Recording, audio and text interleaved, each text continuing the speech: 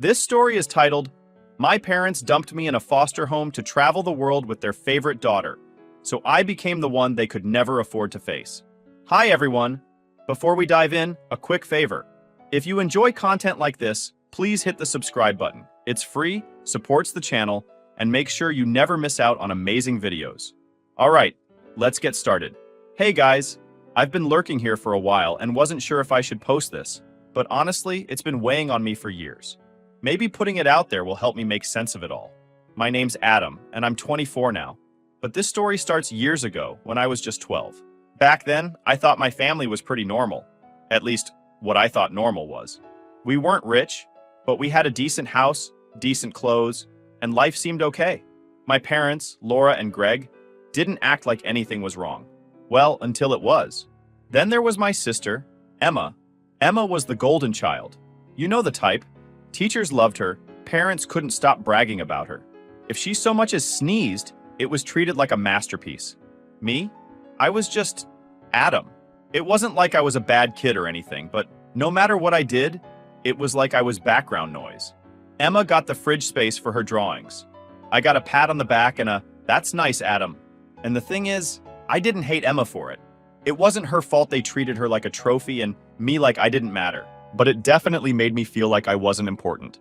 Anyway, the day it all fell apart started pretty normally. I was in my room, playing with some old action figures I wasn't quite ready to outgrow yet. Then Laura called me downstairs in that weird voice parents use when they're trying to sound calm, but you just know something's up. I figured maybe I'd left the milk out or forgot to do a chore. When I walked into the living room, though, Greg and Laura were both sitting on the couch, looking way too serious for it to be about milk.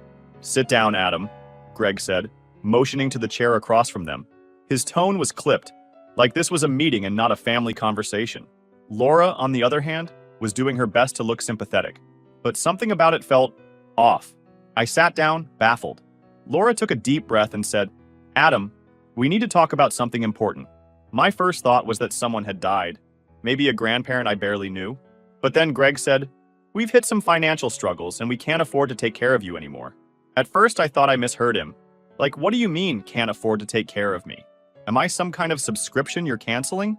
I just stared at them, trying to process what he'd said. But Laura kept going. "It's not your fault, sweetie.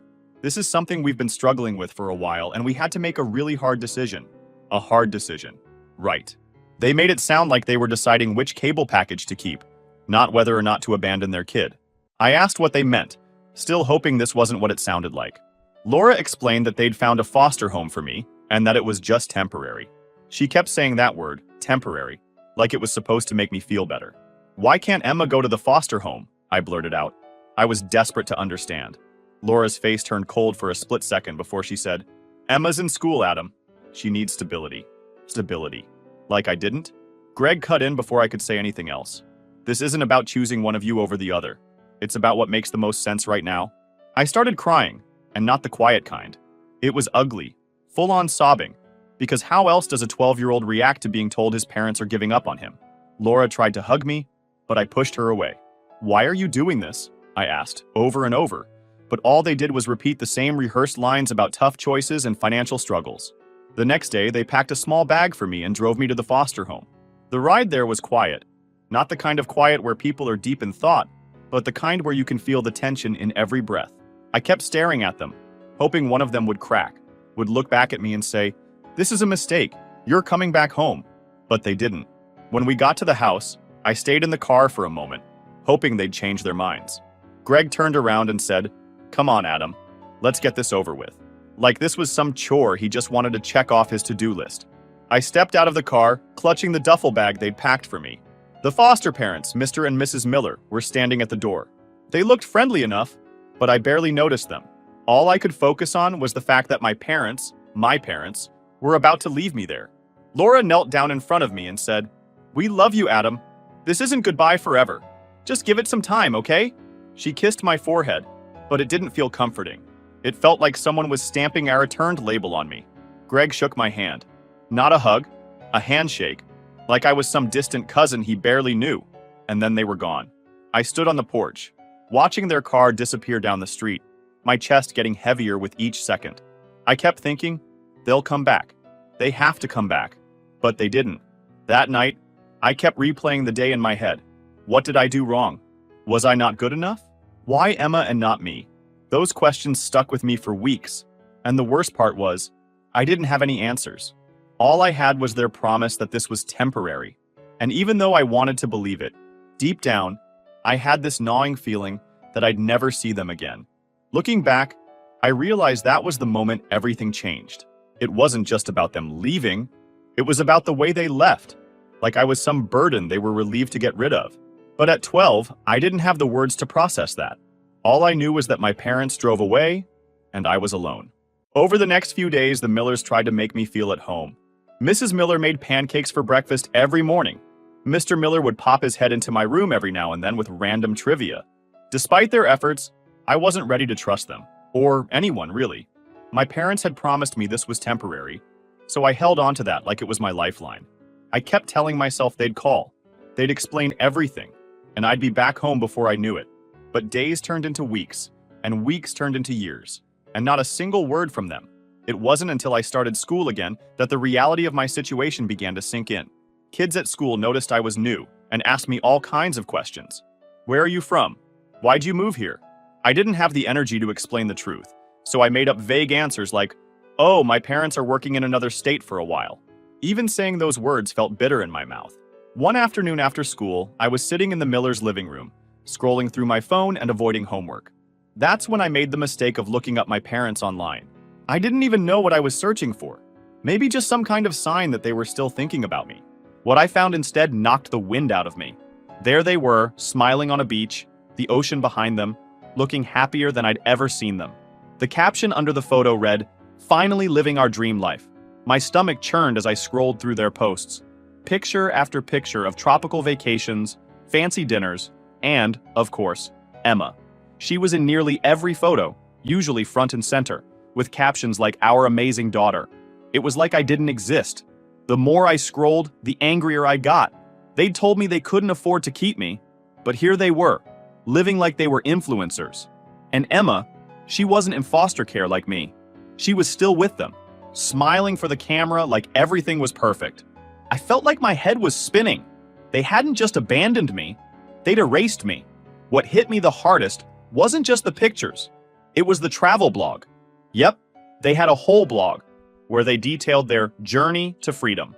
They wrote about how letting go of material possessions, aka me, had given them clarity.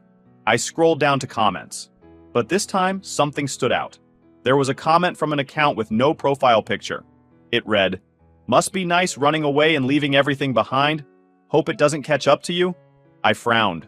The words felt sharp, like they were meant to cut through whatever shiny image Greg and Laura were trying to project. My mind raced. What did the commenter mean by leaving everything behind? Were they talking about me? Or something else entirely? I clicked on the comment, but the account was private, and their profile picture was just a blank gray circle. I scrolled further down the page, looking for more.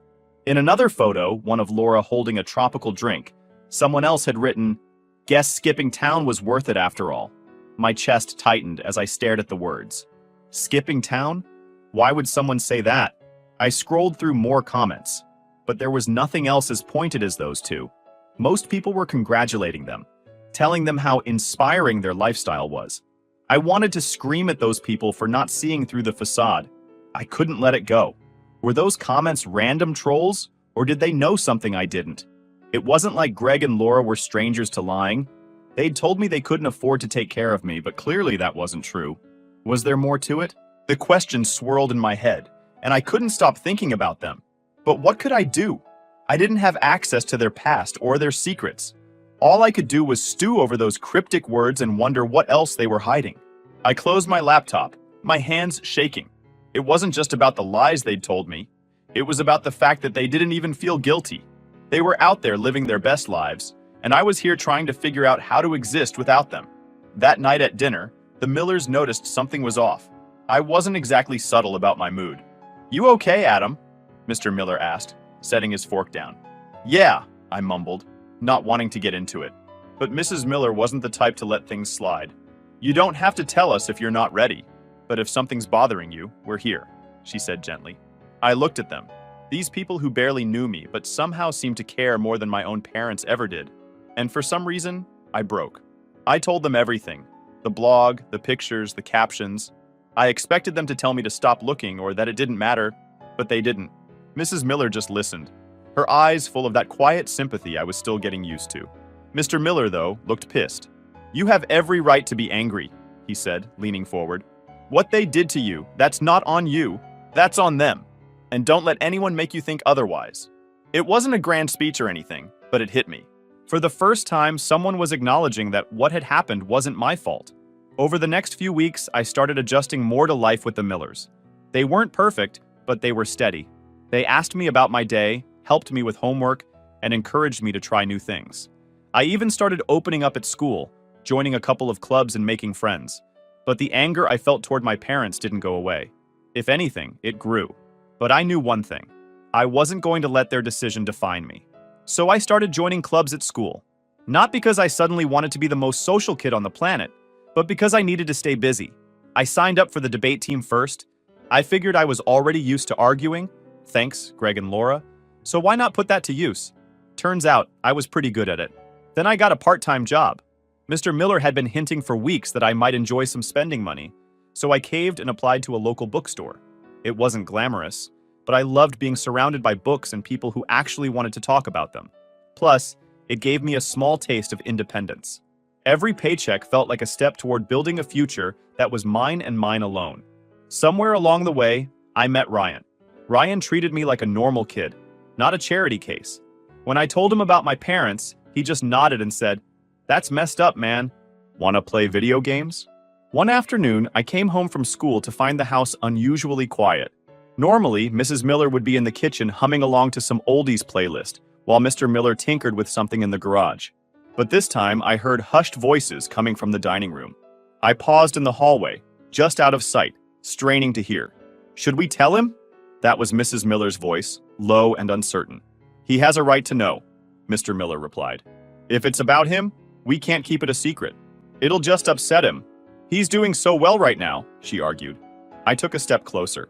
What were they talking about? "We should at least wait until we know more," Mrs. Miller continued. "This letter doesn't explain much. It could be nothing."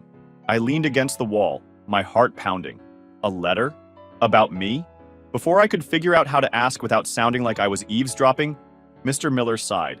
"Fine, we'll wait. But if they contact us again, we have to come clean." I heard footsteps heading toward the living room and quickly ducked into the kitchen, pretending I just walked in.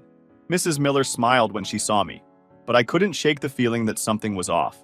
Later that night, when everyone was asleep, I crept into the dining room. I knew I shouldn't snoop, but I couldn't help myself. On the table was a stack of mail, and near the bottom, I spotted an envelope with my name on it. I hesitated before picking it up. The return address was from a law office. My stomach turned as I opened it, scanning the first few lines. "To whom it may concern, this is a notice regarding unresolved debts associated with Gregory and Laura. As the listed guardians of Adam, we request any relevant documentation regarding the family's financial situation during..." I stopped reading, my hands shaking. Debts? Was this what Greg and Laura had been running from? Had they dumped me not because they couldn't afford me, but because they couldn't face their own mistakes? I stuffed the letter back into the envelope and put it back on the stack, trying to look like I hadn't touched it. My mind was racing. I didn't know what to do with this information, but one thing was clear. Greg and Laura had been lying about more than just their financial struggles. By the time I turned 16, things were starting to click. I'd been working hard in school, balancing my job and extracurriculars, and it was paying off. My grades were solid, and my debate coach told me I had a real shot at getting a scholarship. That was the first time I let myself imagine a future that didn't involve my parents or their baggage. It felt good, liberating even. Then, the scholarship became real. I still remember the day I got the letter. I'd applied on a whim, thinking there was no way I'd actually get it. When I opened the envelope and saw the words, "full ride," I couldn't believe it. I ran downstairs to show the Millers, who were practically glowing with pride. Mrs. Miller hugged me so tight, and Mr. Miller kept saying, "I knew it. I knew you could do it." That night, I decided to share the news on social media. I wasn't big on posting personal stuff, but this felt like a moment worth celebrating. I wrote something short and sweet about how hard work pays off and how grateful I was for the support I'd gotten. The comments started rolling in almost immediately. Friends from school, teachers, even random classmates I barely knew. But there was one comment that made my stomach drop. It was from Laura. "We're so proud of you, Adam. Let's reconnect soon." Proud of me? After everything? I stared at the comment for what felt like forever, my anger bubbling to the surface again. It wasn't just that they commented, it was how casual it was. Like we were just distant relatives who'd lost touch, not parents who had completely abandoned their son. I didn't respond. What could I even say? Instead, I deleted the comment and blocked them both. That was the moment I realized I didn't need their approval, or their guilt trips. The scholarship gave me a new sense of purpose. I threw myself even harder into my studies, determined to prove to myself, and maybe a little to them, that I could succeed without their help. Mr. Miller started giving me mini financial literacy lessons, which I actually found interesting. He showed me how to save, budget, and think about long-term goals. It wasn't glamorous, but it was practical, and it gave me a sense of control I'd never had before. With their encouragement, I also started tutoring younger students after school. It wasn't something I'd ever seen myself doing, but it turned out I had a knack for explaining things in a way that made sense. Plus, it felt good to help kids who were struggling, especially since I knew what it was like to feel left behind. One day, during one of our tutoring sessions, Ryan asked me what my ultimate goal was. Like, "Where do you see yourself in 5 years?" he said, leaning back in his chair like it was the most casual question in the world. I thought about it for a second before answering. I just want to be stable, you know? Like, have my own place, my own life, and not feel like I'm relying on anyone else. "That's solid," he said with a grin. "But don't forget to have some fun along the way." Ryan's words stuck with me. I realized I'd been so focused on proving myself that I hadn't left much room for anything else. So I made a promise to myself to find a balance.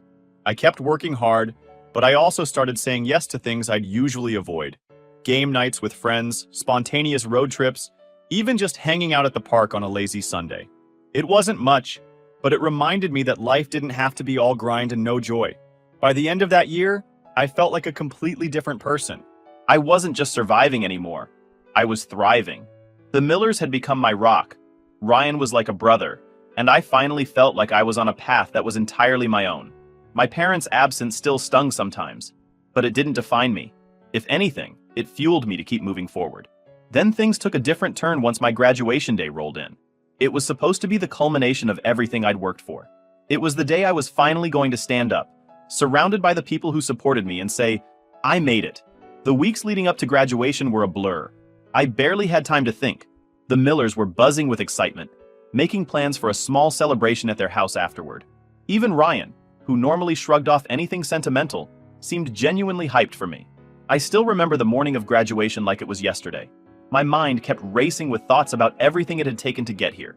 From the moment my parents left me on the Miller's porch, to all the nights I stayed up studying just to prove to myself I could do it, I thought about it all. Mrs. Miller had ironed my graduation gown the night before, leaving it hanging on my bedroom door with a little note that said, "So proud of you, Adam." I smiled when I saw it. It wasn't just the note, it was everything they'd done for me over the past 5 years. They weren't just foster parents anymore. They were my real family. The ceremony itself was exactly what you'd expect.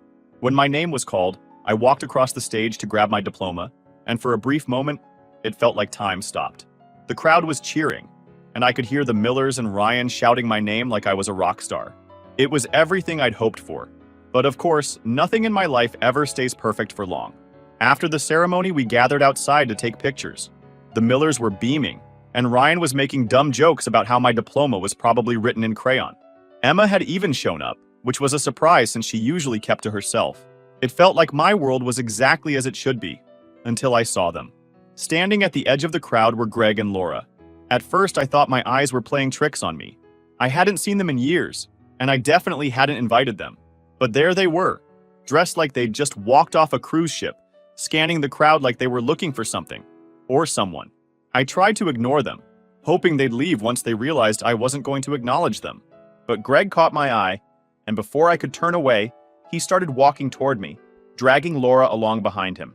My chest tightened as they approached, their faces plastered with fake smiles. "Adam," Laura said, her voice way too chipper for someone who abandoned their kid. "You look so grown up." Greg clapped me on the shoulder like we were old friends catching up. "We're so proud of you, son. This is such a big day for all of us." "All of us?" The audacity of that statement made me laugh. I stared at them, unsure if I should scream, cry, or walk away. The Millers and Ryan were standing a few feet away, clearly confused but not wanting to intervene. "What are you doing here?"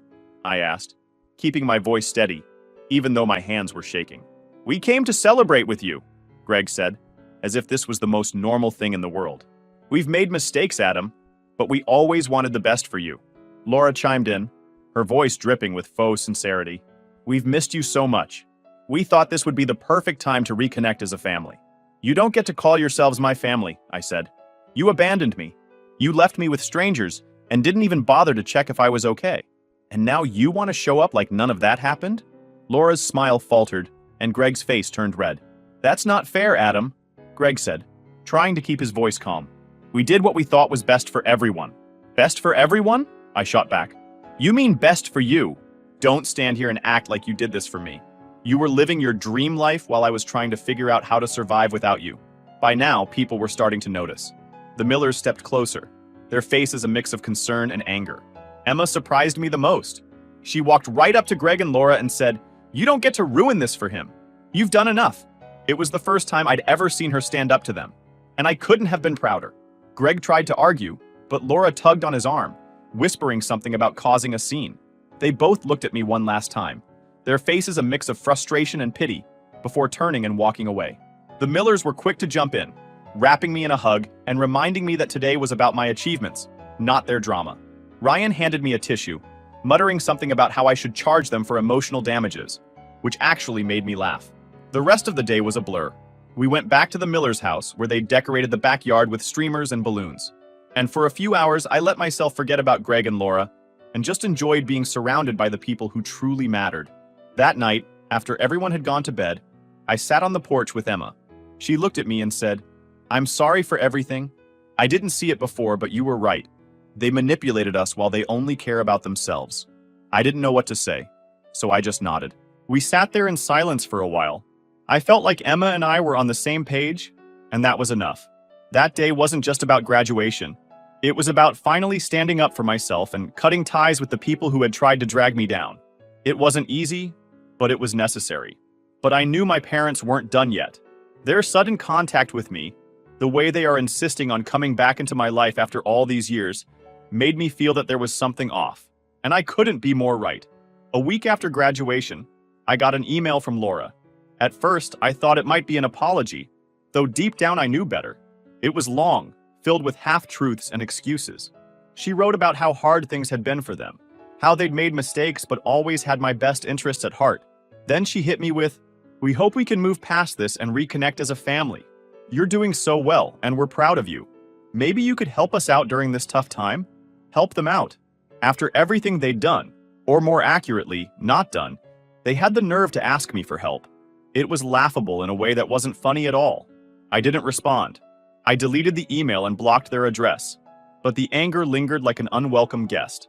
Emma had been keeping tabs on them, more out of curiosity than anything else. She filled me in on their latest antics. They'd burned through their savings trying to maintain the image of their so-called dream life, and that they cannot afford. The travel blog had flopped, leaving them with nothing but debt and bad credit. They'd sold off most of their belongings and were couch surfing with distant relatives who, according to Emma, were starting to lose patience with them. "They're a mess," Emma said one night during a call, "but they're still blaming you for everything. They think if you just forgive them, everything would magically fix itself." "Forgive them for what? Making me homeless at 12? I snapped, the bitterness coming through in my voice. Emma sighed. "I'm not saying they're right, Adam. I'm just telling you what they're saying. Their downfall wasn't something I celebrated, but I couldn't say I felt bad for them either. They made their choices, and now they were dealing with the consequences. Meanwhile, my life was moving forward. One afternoon, I got a notification on my phone that left me speechless. Greg and Laura had found me on LinkedIn. They'd left a comment on a post I'd made about my upcoming scholarship. "We're so proud of you, Adam. Let's catch up soon." It was almost identical to the comment they'd left on my graduation post. I didn't even know they knew how LinkedIn worked. I blocked them immediately, but it wasn't enough. They started messaging people in my network. Co-workers, professors, even the Millers. The messages were all the same. A mix of guilt-tripping and outright lies about how I'd abandoned them. One of the messages reached my boss at the bookstore, who pulled me aside one day to ask what was going on. Look, I don't want to pry, she said, but someone claiming to be your parent sent us an email. It was weird. I was mortified. I'm so sorry, I said. They're not really part of my life. I'll handle it. To her credit, my boss didn't press me for details. She just nodded and said, well, if they bother us again, let me know. We've got your back. Hearing that was a relief, but it also made me realize just how far Greg and Laura were willing to go. It wasn't enough for them to invade my personal life. They were trying to sabotage my professional one too. Emma stepped in around this time, posting a public statement on her social media calling them out. She didn't hold back, detailing how they'd abandoned both of us and refused to take responsibility for their actions. Adam and I have worked hard to rebuild our lives without their support, she wrote. We don't owe them anything. Her post went viral, with hundreds of people commenting in support. While it was validating to see so many strangers siding with us, it also escalated the situation.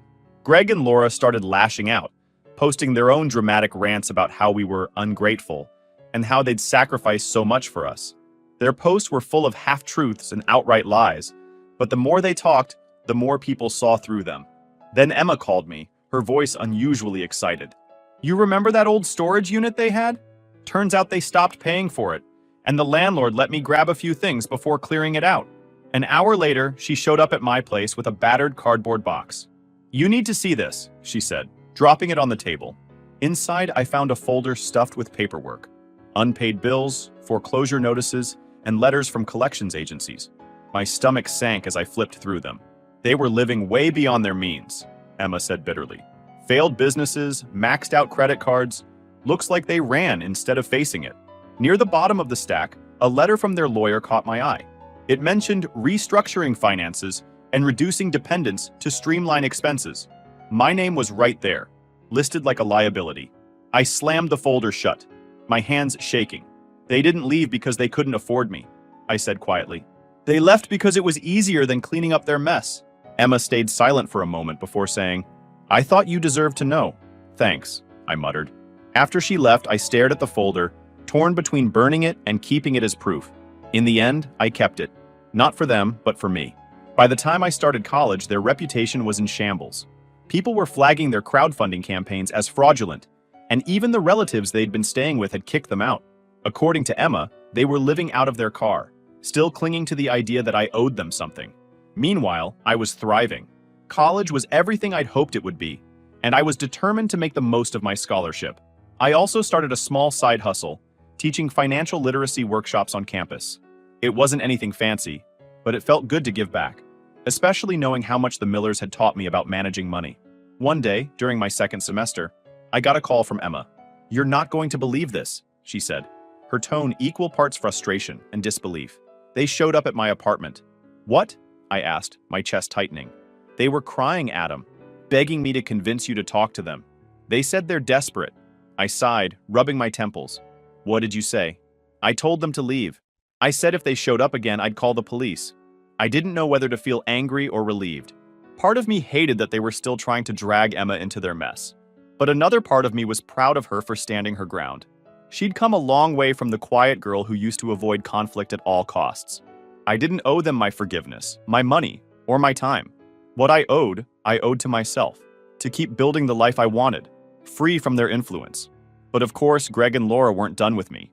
They weren't the kind of people to let go, especially not when they thought there was something in it for them.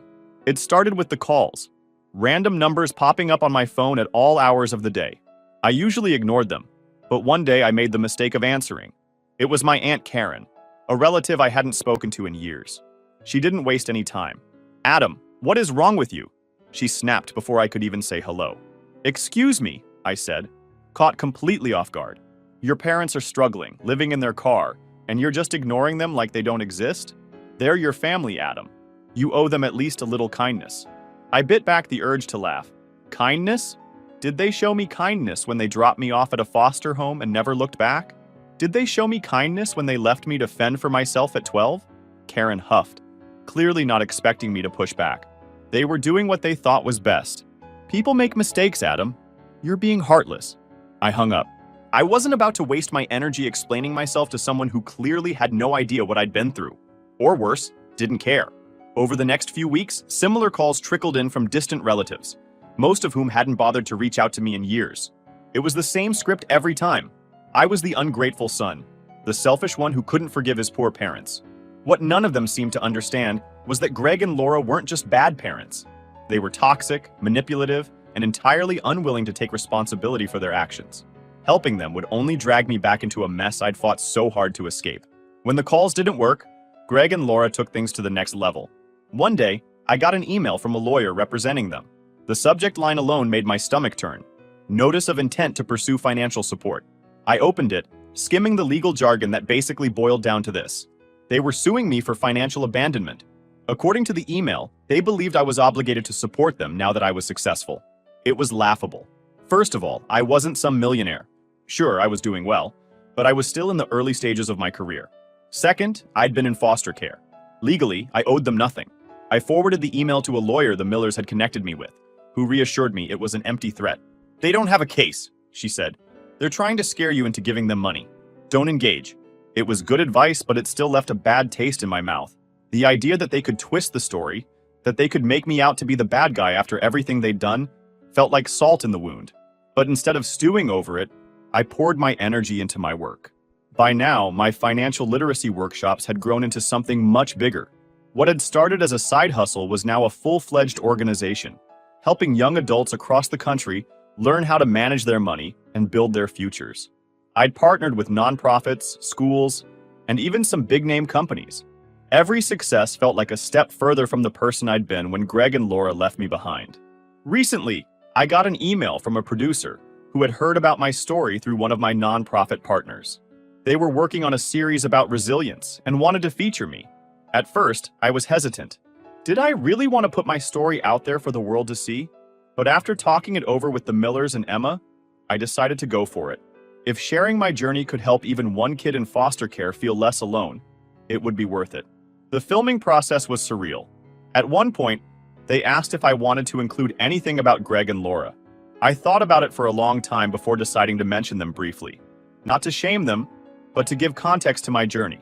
They made their choices, I said during one of the interviews. And those choices shaped me in ways I never expected.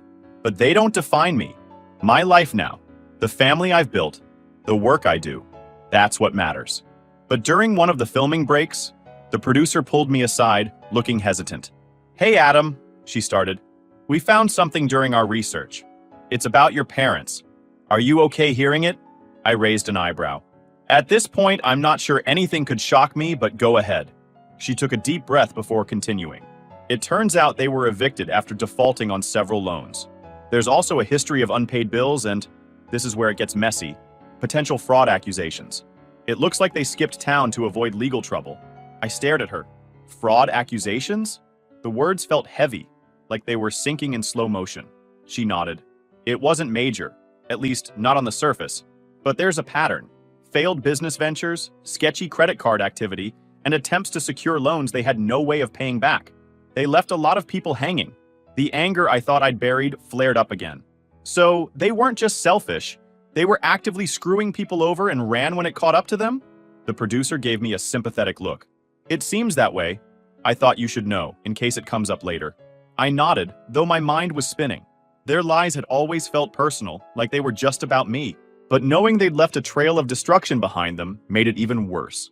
Each and everything about them made me confirm that they'd abandoned me because it was convenient, a way to cut their losses and start fresh. However, when the documentary premiered, the response was overwhelming. Messages poured in from people who had grown up in similar situations, thanking me for sharing my story. Some said it gave them hope. Others just said it made them feel seen. It was humbling in a way I wasn't prepared for. Greg and Laura, predictably, tried to use the documentary to their advantage. They went on social media, posting long dramatic rants about how I'd painted them as villains, and how they were the real victims. It didn't work. If anything, it backfired. People who saw the documentary started calling them out, pointing out the holes in their stories and questioning their motives.